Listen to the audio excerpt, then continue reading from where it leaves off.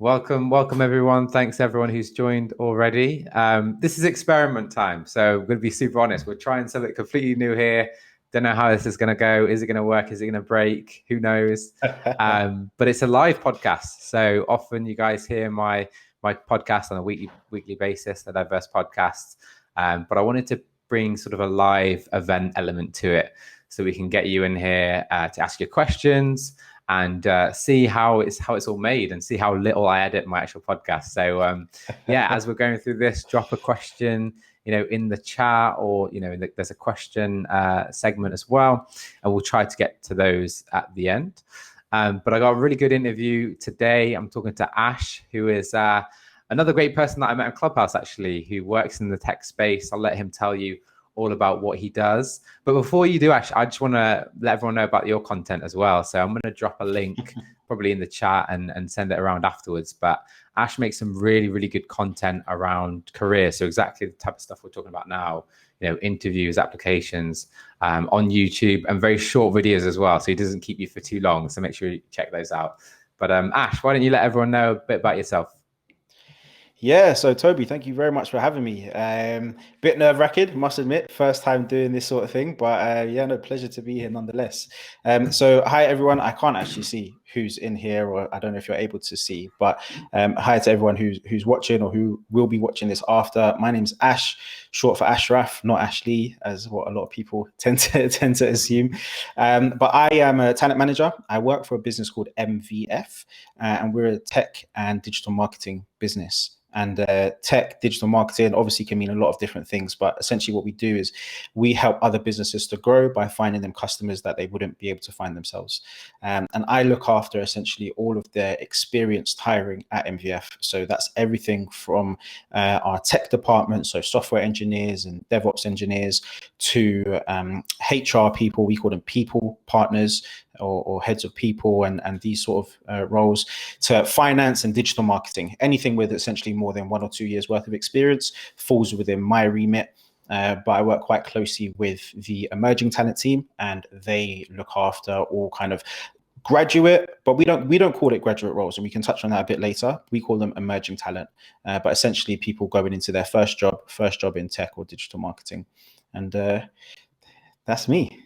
Perfect. And you're hiring right now also. So, as you're listening to this, everyone, if MVS does, pique your interest, make sure you go and check them out. So that's MVF. I'll put a link in the show notes and in the chat as well for everyone to check that out.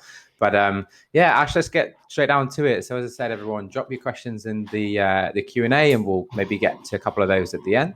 But I got a few burning questions that I want to get to. So let's talk about mistakes first of all, Ash. So often I feel like we don't talk about mistakes enough.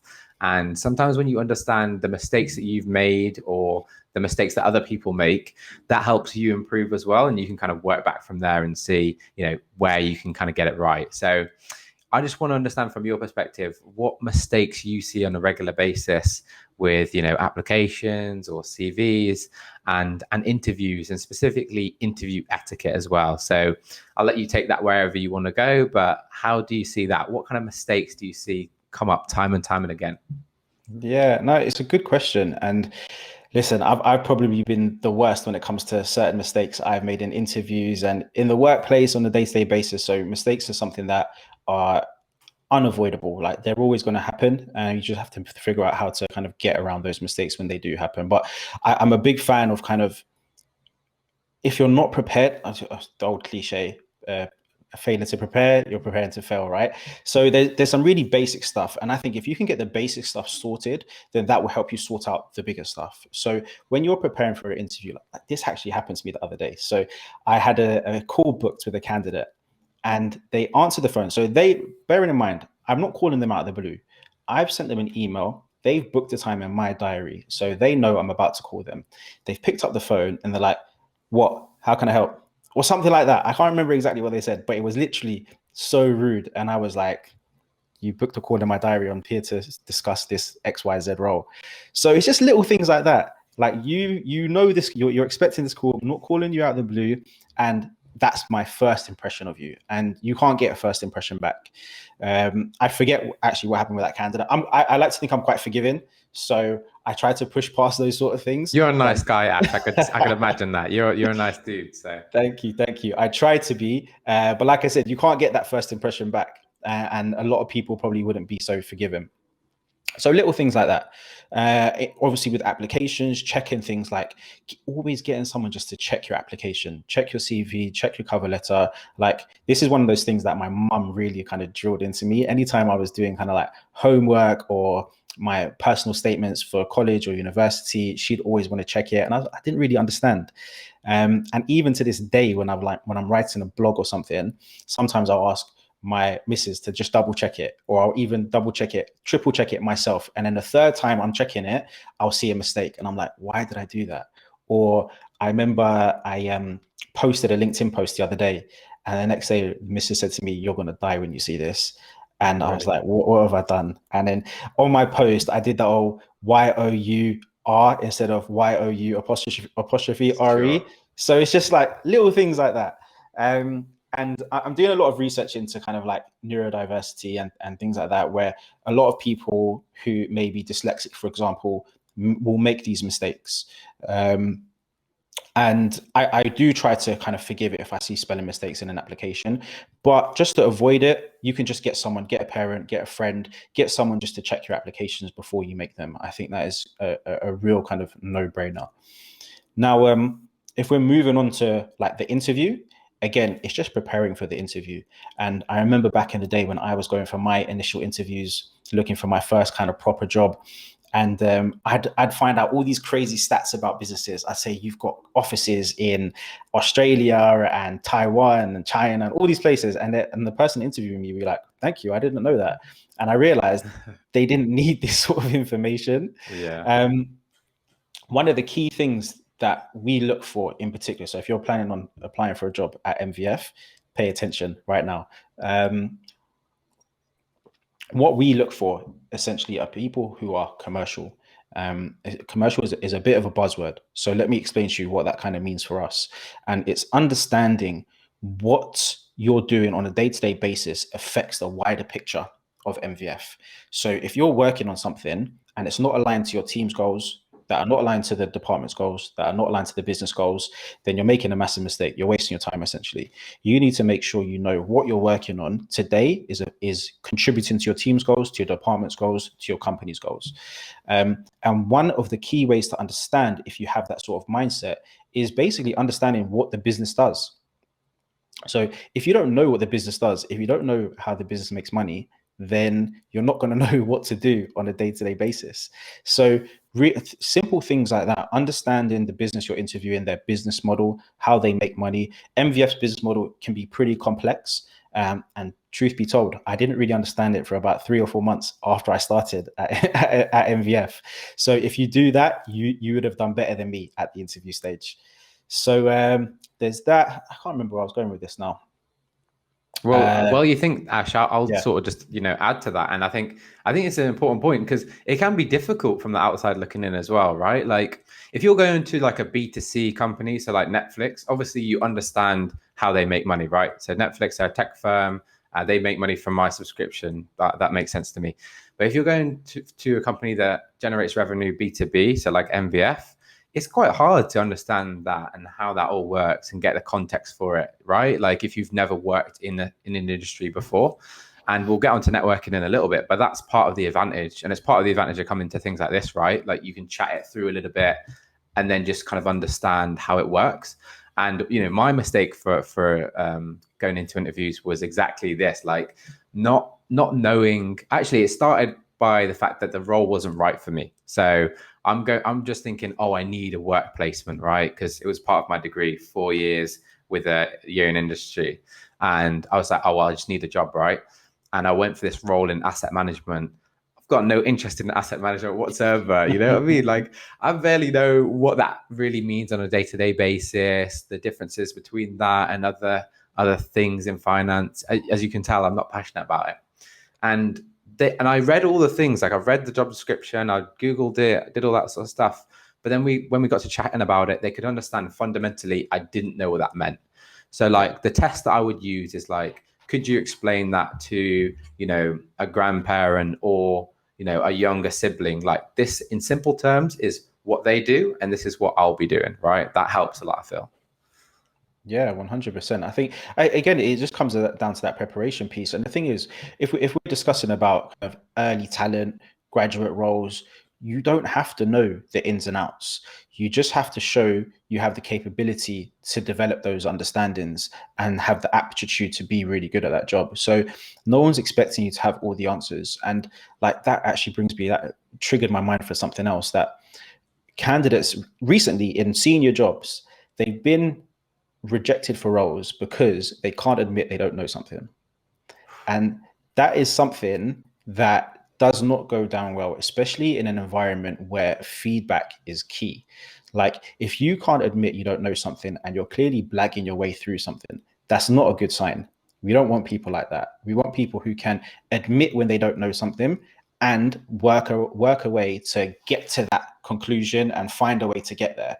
And if there's a gap in your knowledge, then that's there for your manager to help you out with. They can train you up on that. And it also helps down the line with something you mentioned already, imposter syndrome. If you said you can do something and you can't do it, you're going to have a severe case of imposter syndrome when it comes down to someone telling you, okay, remember you said you could do this? All right, now's the time to implement it. So there's all these little aspects that sometimes people think, okay, I need to pretend like I know everything. That's certainly not the case, especially if you're going into your first role. And there are other things you can go around. You mentioned my video on the 15 minutes before an interview and things like that, which is something that I've not so much obviously in the last year, being with everything being remote, but when we were in the office, I used to see a lot of people making mistakes when they're sitting down. I know it's super nerve-wracking, but sometimes you just need to.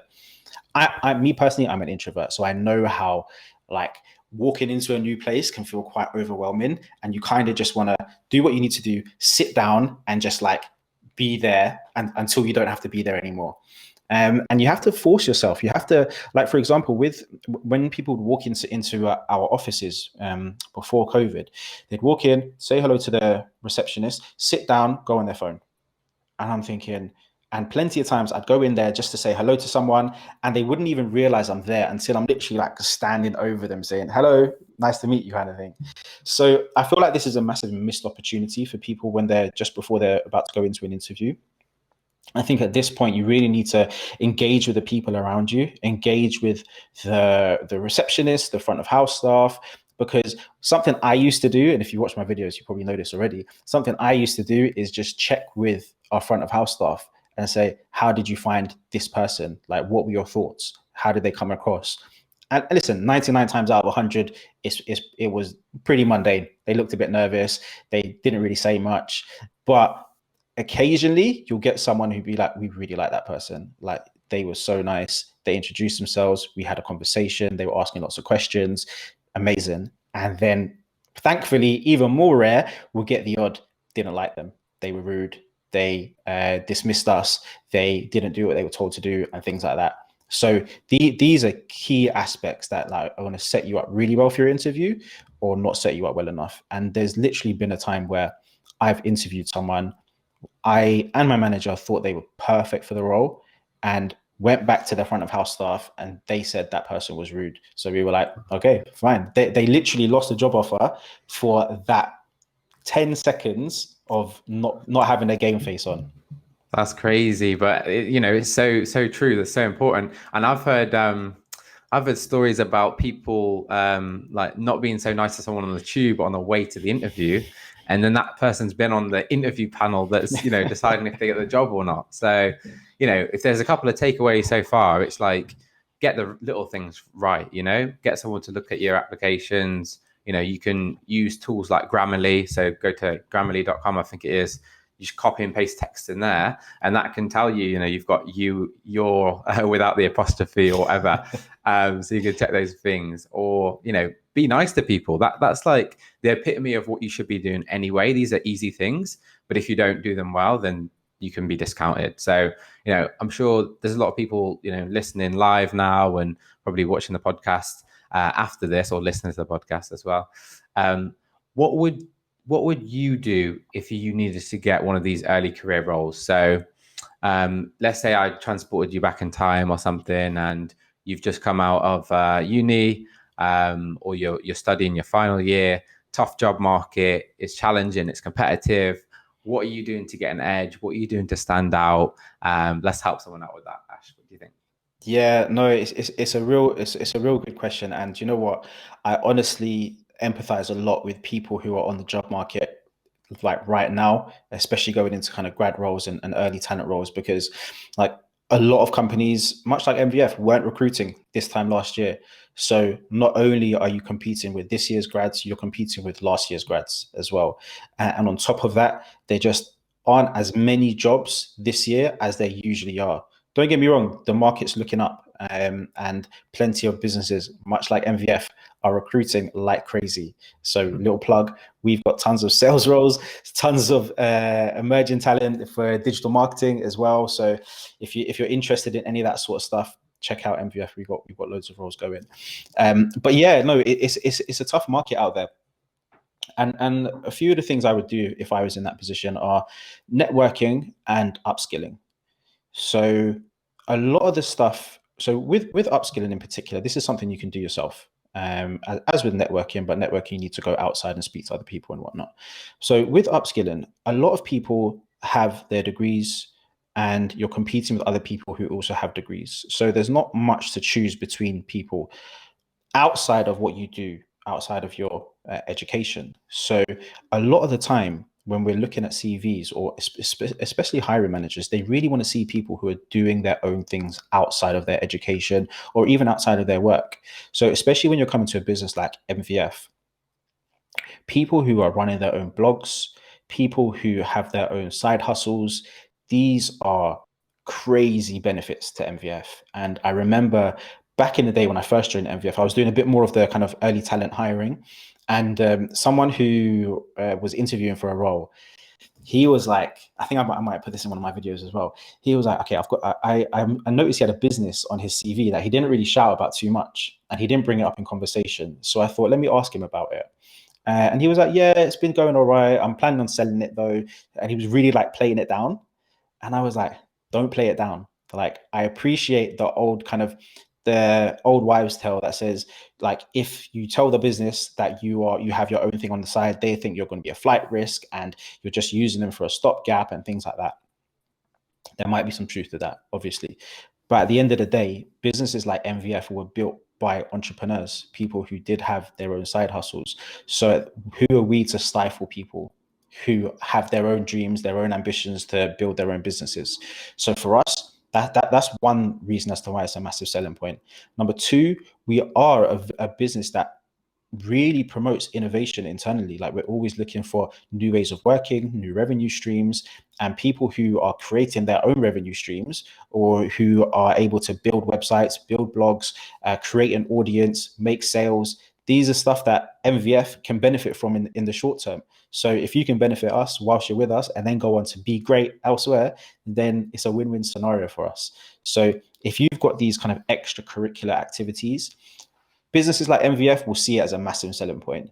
I'm sure there are some other kind of the more archaic businesses that have been around for 100, 200 years that probably think otherwise, but it depends. What sort of environment do you want to be in? Do you want to be in this environment or that environment? So that's one thing I'd say.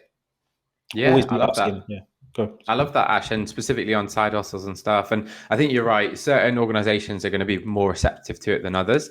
But, we've got two people here. When I'm expanding my team, I'm looking for people that are entrepreneurial because it just, I think we need to appreciate, and this is the sad truth. There's so many people that come out of university. You've all got very similar CVs, similar, you've all been in some clubs. You've all got maybe an internship, maybe not, similar degrees, which is fantastic that you've gone and done that. But now you just want to stand out and just get a little bit ahead of them. And if I'm looking for someone, I want someone kind of entrepreneurial like that as well. And what you said, I think, rings true so much. There's two things I hear so often. Either people have done these things and they don't even put it on their CV or mention it in interviews, or if they do, they really, really downplay it. And it should be the opposite of that. You should really back yourself. And if anyone is thinking, I haven't got time for that, or it's going to be expensive, or whatever, even doing that little bit can make a huge difference. So we can talk about some ideas and some kind of ways of doing it, because I guess, Ash, in a lot of way, you've done a side hustle yourself, right? So fundamentally, what I think you can do is think about what you're passionate about, think about what you're really interested in, and try and make some content around that. So, if you're really interested in marketing, especially, you could easily start blogging. And when I say blogging, you don't even need to start a website. You can do that on LinkedIn. You can create articles on LinkedIn, or just short really snippets and blog posts, or a YouTube channel, or an Instagram account. Those are, and we haven't even talked about money, and those things are all free, but that just really shows initiative. Now, if you get a bit of traffic, then now we can talk about, generating advertising revenue or selling something or whatever. But, just start with a little bit of initiative like that can make a big difference. Yeah, 100%. Couldn't agree more. And like, it's not easy. Like, these things do take time. They do take effort. Nothing was built overnight, so it's a bit of a slog. And the thing is, what you will learn, the skills you'll learn outside of it. Like, for example, with my YouTube channel, like, I just had no idea about video editing or using Photoshop and Premiere Pro and these sort of applications. But all of a sudden, I'm actually finding I use them from time to time in my day job. So you're just expanding your skill set, and your people, essentially businesses, are getting more for their money by hiring you. So that's it's a no-brainer. Facts. Yeah. So important. And then you're just a better employee as well. Yeah, let's talk about networking a little bit then. So, and let's try and go really tactical if we can. If let's say someone wants to get a job at MVF, what kind of things would you be looking for from them as far as networking? So, I'm guessing reach out on LinkedIn, but what kind of messages are you receptive to? What would work well, do you think?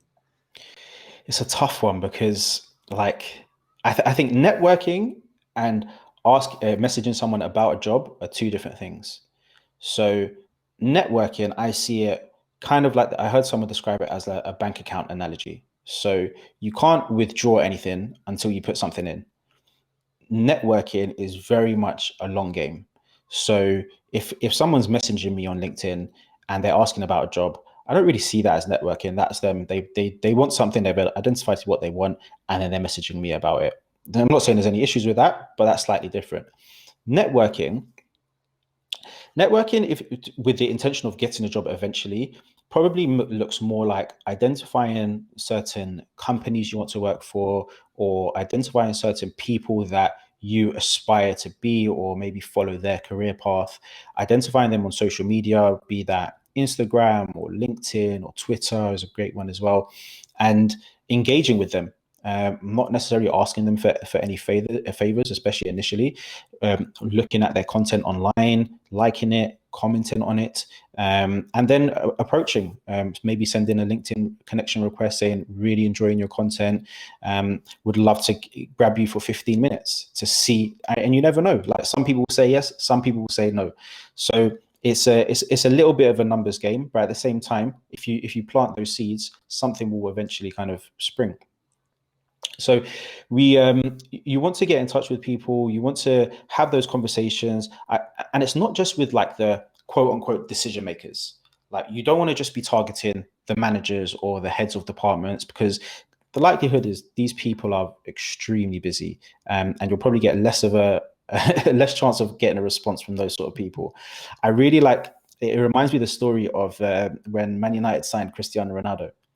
So I don't know if you're aware, but Sport in Lisbon played Manchester United, and I think even by the second half, by half time, sorry, the Man United players were telling Alex Ferguson, "You need to sign this kid." Like, talking about Cristiano Ronaldo.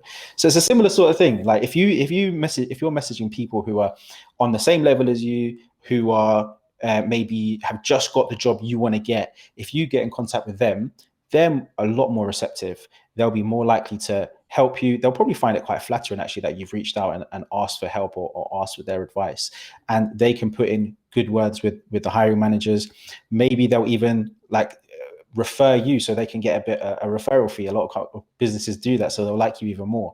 So it's messaging hiring managers. I'd still do that, but it's also messaging people who are on a similar level to you, or maybe who are like 2 or 3 steps ahead of you on that journey, essentially.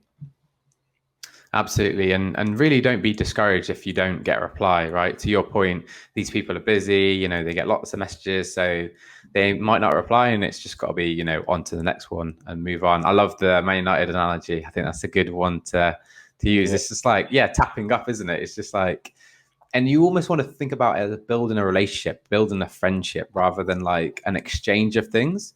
It's like you're playing the long game, which is why you only try and do it with the companies you're really interested in.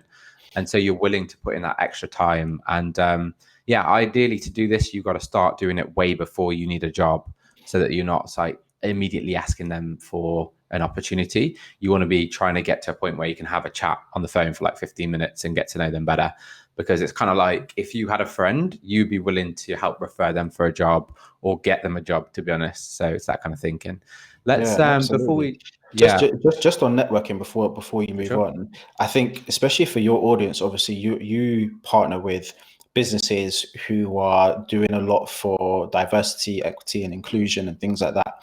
I think it's really important. Like myself, I'm the child of an Irish mom and a Moroccan dad, so it's important for people like us who don't have roots in this country to take networking seriously, because we don't have the advantage of our parents having those connections that have been built over decades, if not centuries.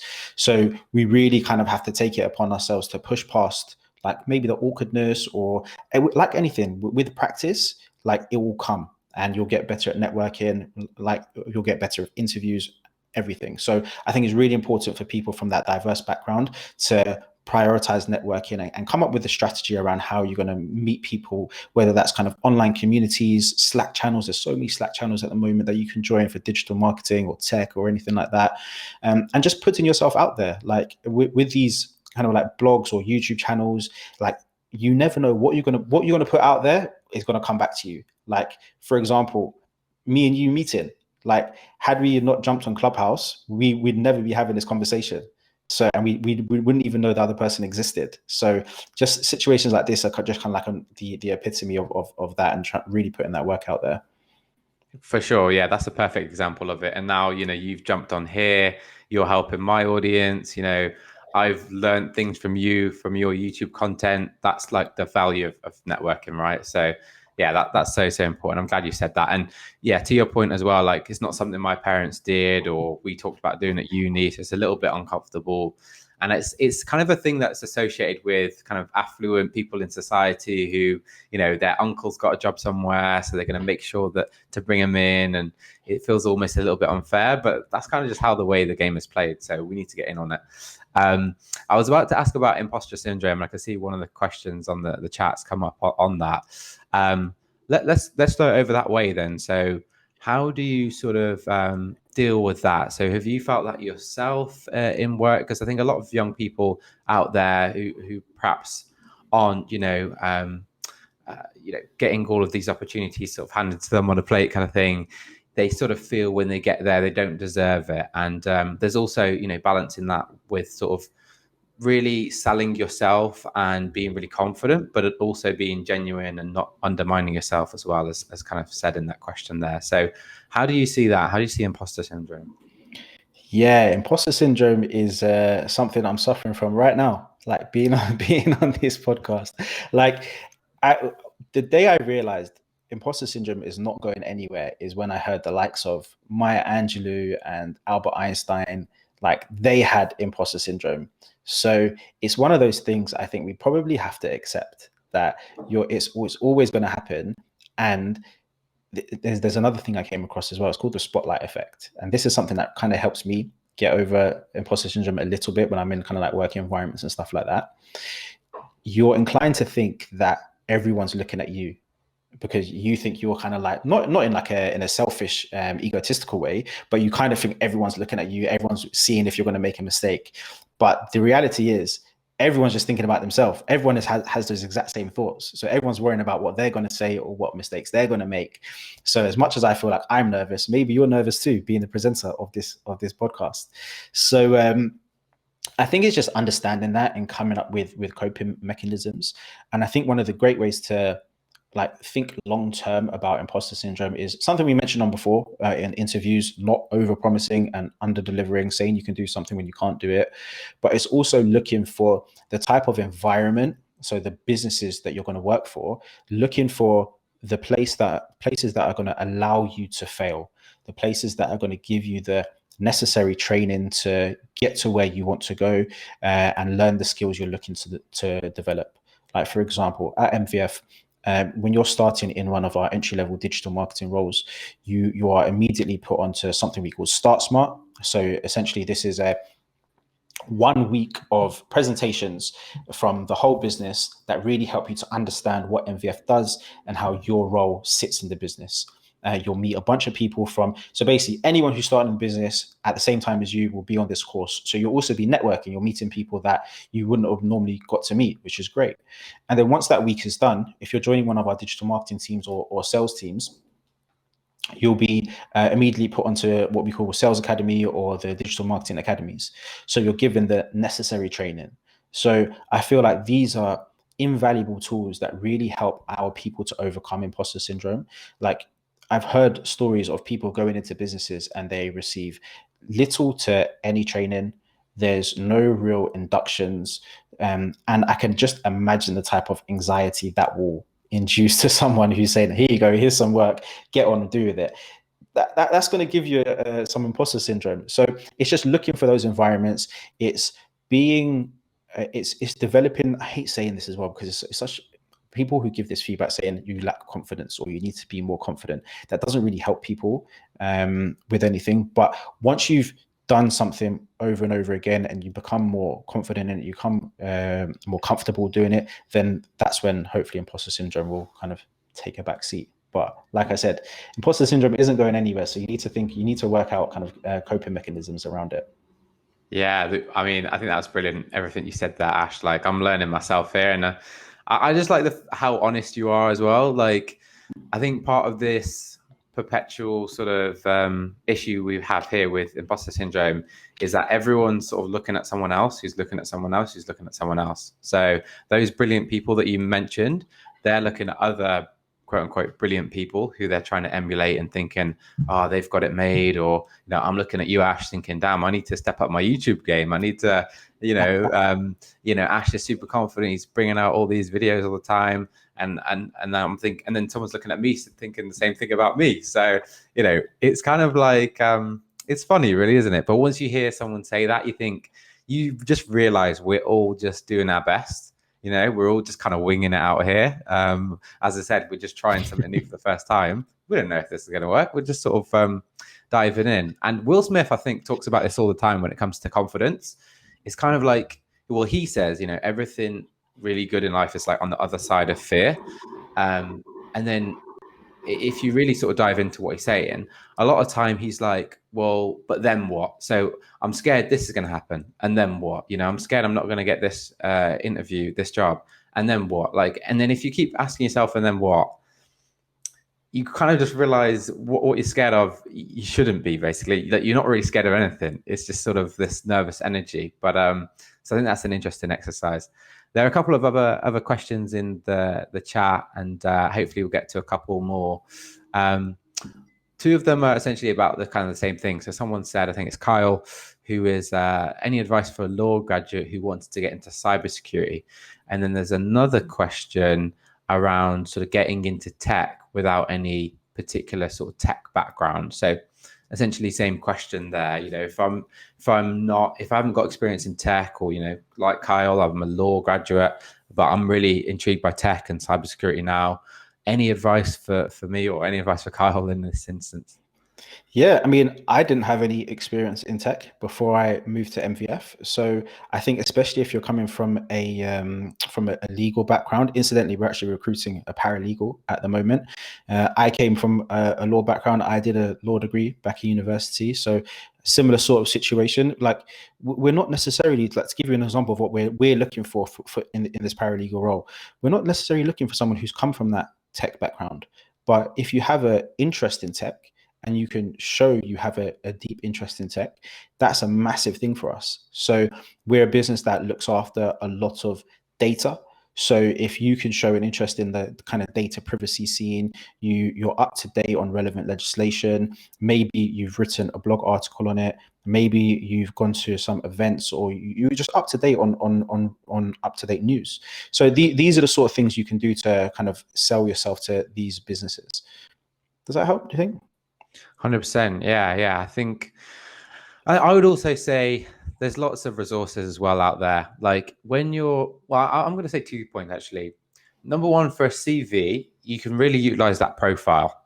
So, if I'm going into a completely new sector, I'm going to leverage that to explain why I'm going into that sector. So I've got a law degree, but now I want to go to cybersecurity.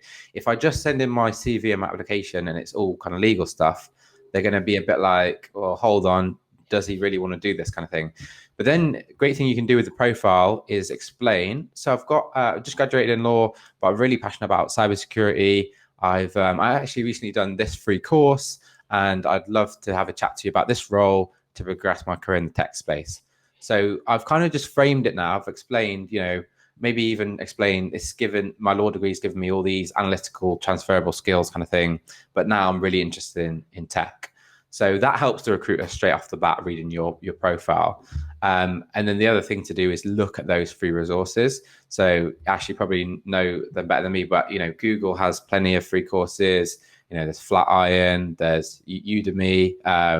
There's lots of different Skillshare as well, some paid courses in there. But if I want to go into cybersecurity or tech or software development, those are certainly things you can find courses for online and do. And that shows you're passionate and interested about it, which could be even better than doing a degree in it, to be honest. So that's what I would say as well. Yeah, no, absolutely. Couldn't agree more. Perfect. So we've got another question here from Serena that's got a couple of votes. How can you sell yourself and show your confidence without coming across as arrogant? That's a great question, isn't it? That's a tough one. That's a great question. Any thoughts on that one? That's So a how can point. you sell yourself and show you're confident without coming across as arrogant? So I'm just plugging my laptop in. It's about to die. Excuse me. But the thing is, people need to remember about interviews is the interviewer is expecting you to sell yourself. Like, it's not like you're having a normal conversation with someone you've just met and then you start saying, I'm great at this, I did this, I delivered this. And like the person's going to be like, why are you talking to me like that? Like, we're just having a normal conversation. An interview is a scenario where the other person is expecting you to sell yourself. So automatically, you're not going to come across as arrogant. If you did that in a normal conversation with someone you've just met, then you could say the exact same thing and you might come across as arrogant. So I think it's just being aware of those two scenarios. Outside of that, I think it's just practicing your interview question, like answers to commonly asked interview questions, and having them really nailed down. Because a lot of the time, some people can tend to ramble on a little bit, give unnecessary details. So if you have family, friends, colleagues that you can practice answers to questions to, then you can really refine them.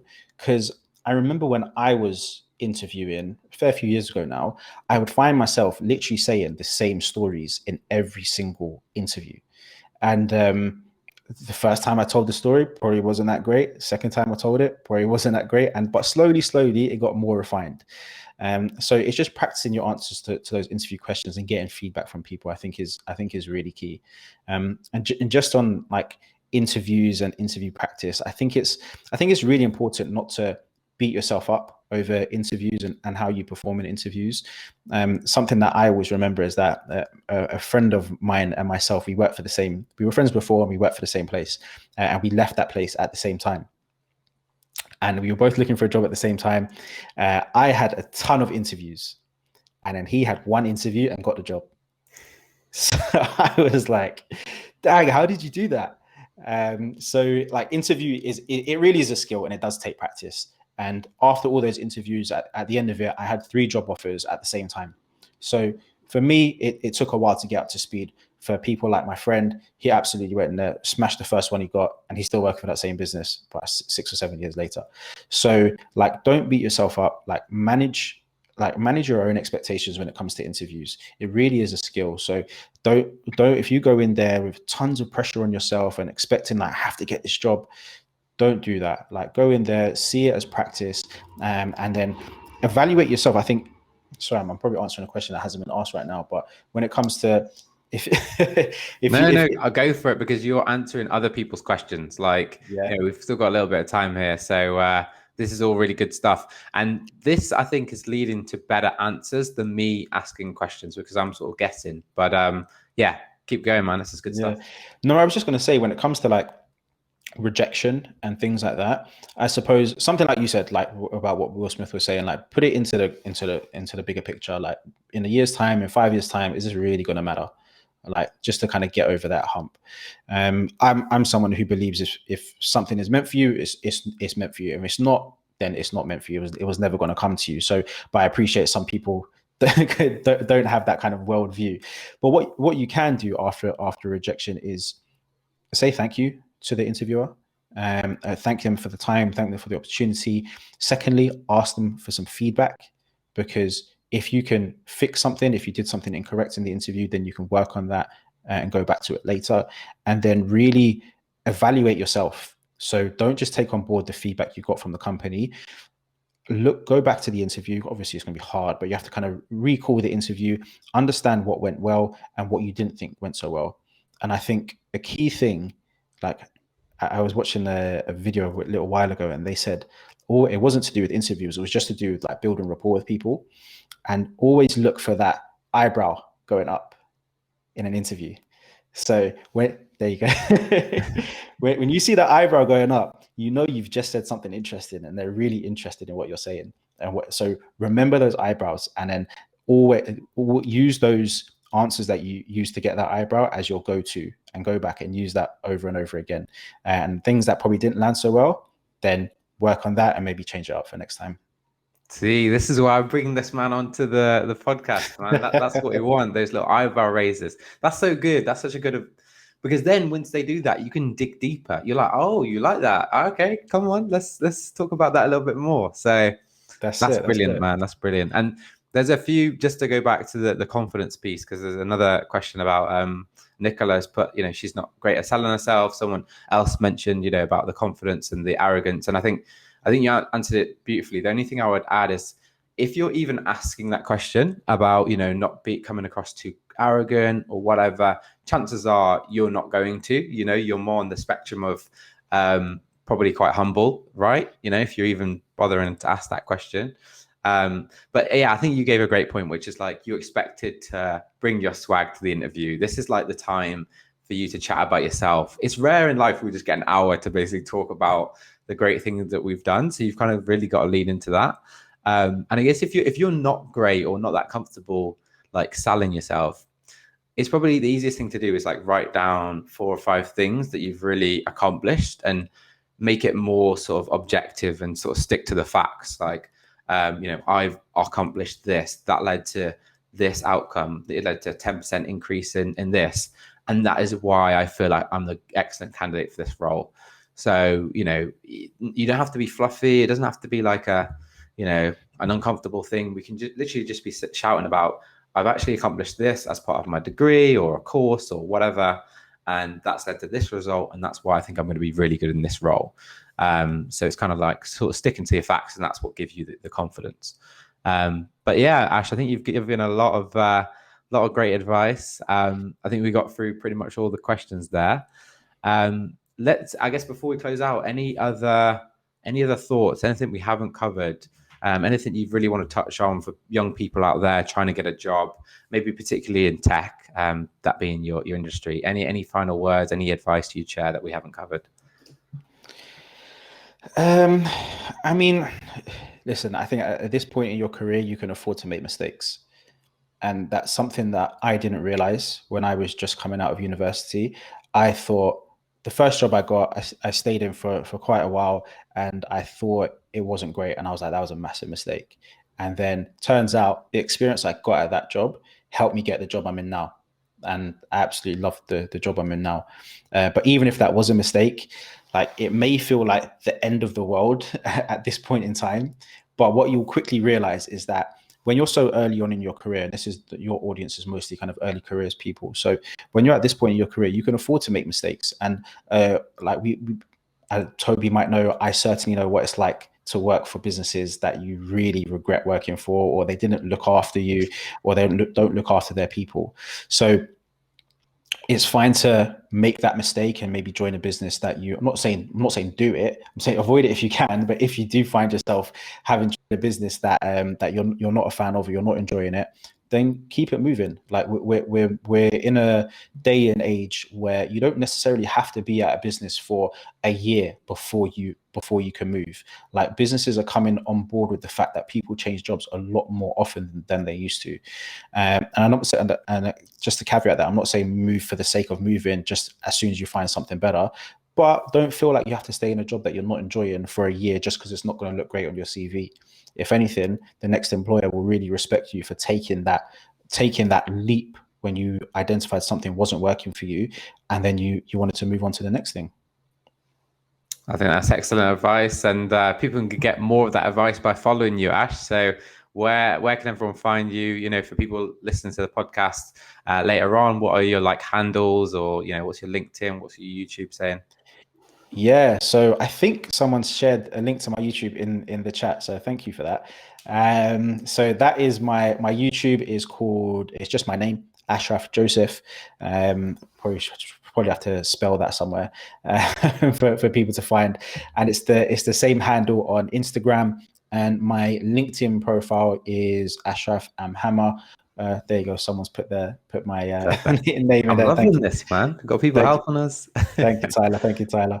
And yeah, so Instagram and YouTube is Ashraf Joseph. LinkedIn is Ashraf Hammer. If anything to do with kind of MVF jobs, hit me up on LinkedIn. And there you go. Thank you very much for the surname in there as well. Tyler right there. And yeah, listen, I do my best to kind of put some useful content out there on YouTube. I have the biggest imposter syndrome every time I hit upload on those YouTube videos, but I do it nonetheless. You got to push past it sometimes, and I do my best to help people out and just share some of the things I've learned over the years when it comes to interview advice and CVs and things like that, and hopefully further down the line expand it a little bit more and go into more kind of productivity stuff and things like that. Perfect. Yeah, I love that. And thanks so much for joining, Ash. Honestly, this has been incredible. I think we're going to have to chat about this and figure out how we can do this more often because, yeah, I think this is going to be really helpful for a lot of people. So, yeah, thanks so much for joining.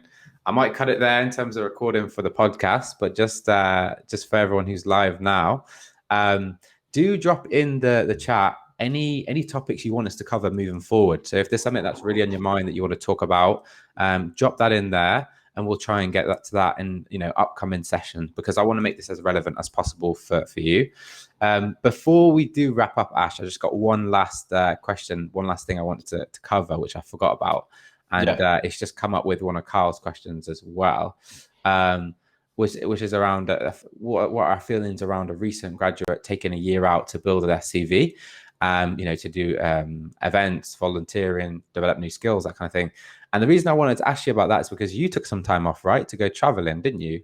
And so I just wanted to ask you about that. Obviously, not a great time for travel per se now, but what was that like for you? Why was that valuable? Like, tell us a little bit about that. Like, what did that give you?